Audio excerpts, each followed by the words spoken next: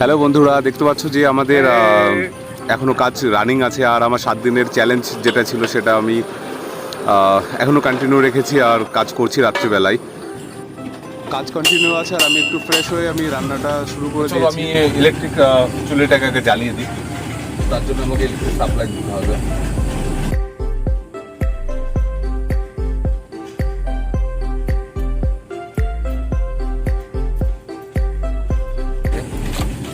এটা আমার ভাত রান্না করা হাঁড়ি। তো জীবনের গল্পগুলো বাস্তবটা খুব কঠিন, আর বাস্তবের সাথে সবাইকে মানিয়ে নিতে হবে।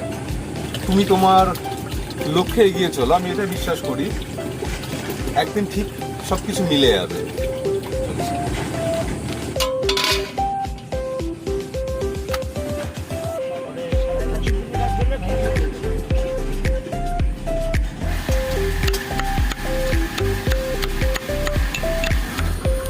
দেখতে পাচ্ছ আমার রান্না কমপ্লিট হয়নি এখনো, মশলা হচ্ছে।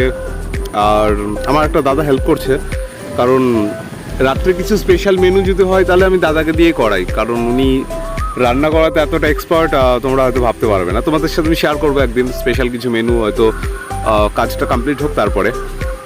আর গাইস, আমি তোমাদের সাথে লাইভ শেয়ার করতে চাই, কিন্তু আমার এখনও 36 সাবস্ক্রাইবার দরকার। প্লিজ, যদি তোমাদের মনে হয় যেন আমার সাথে কিছু লাইভে আসার জন্য, আমার লাইফস্টাইলটাকে দেখার জন্য, আর তাহলে প্লিজ আমাকে একবার সাবস্ক্রাইব করে দাও আর আমার সঙ্গে থাকো, আমাকে লাইভে আসার জন্য একবার সুযোগ করে দাও। আর এখন আমাদের খাওয়া দাওয়ার সময়, আর এখন সার্ভ চলছে,